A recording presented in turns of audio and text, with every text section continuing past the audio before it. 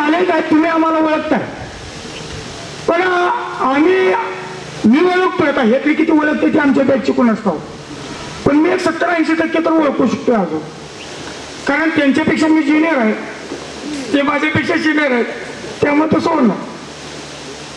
आणि त्यावेळेला त्यानं मला सांगितलं होतं, सर आमचा गेट टुगेदर घ्यायचा कार्यक्रम आहे, माझा विचार आहे आणि आम्ही घेणार आहे. एवढं ठीक आहे, काय अडचण नाही. आज तुमच्या बॅच किती होते संजय चव्हाण विद्यार्थी? 35 होते. हजार किती आहेत? 57 टोटल 57 पट होता. बर, एक 50, 52, 55 करा तरी 50% उपस्थित आहे. 60% करा.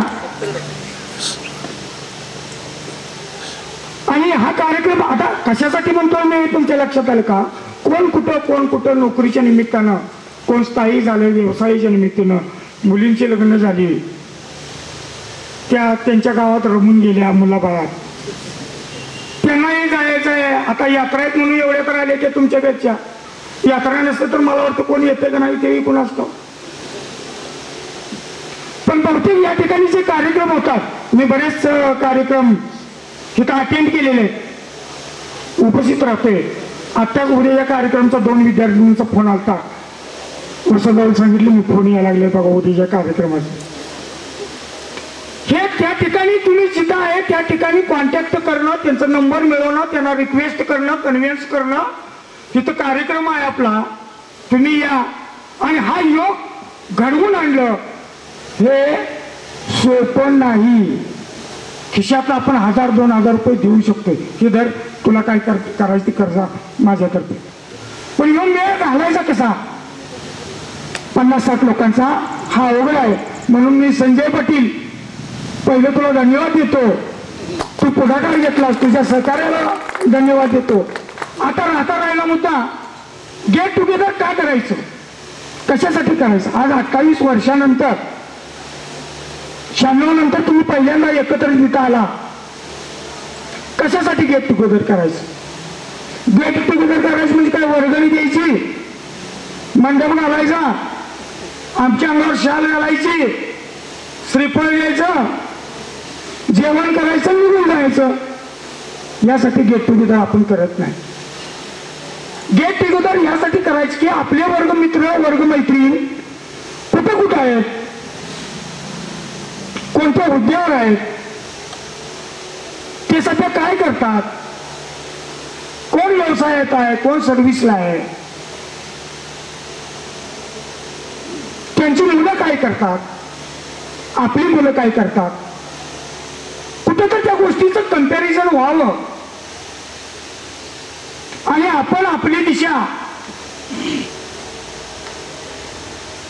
बदलावी आणि आपली मुलं त्या पद्धतीनं घडावी, हा त्या पाठीमागचा उद्देश असतो. दुसरा उद्देश की एकमेकाच्या सुखदुःखामध्ये आपण सामील झालं पाहिजे. आज समाजामध्ये तुम्हाला माहित आहे, तुम्ही आता मोठं झालाय, तुम्हाला मुलं झालेत ना संजय? हा. आणि मग तुम्हाला माहित आहे की समाज, आजची पिढी, आजची मुलं मुली कुठल्या ट्रॅकवर आहेत, ती काय करतात, आणि आपलं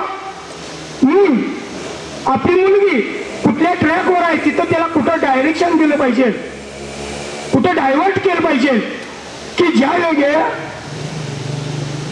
आपला मुलगा आपली मुलगी जगाच्या पाठीवर कुठे जर फेकली आकाशात तर ती पायावर पडली पाहिजे, येताना तिने झाडाचा पाला घेऊन पडले पाहिजे.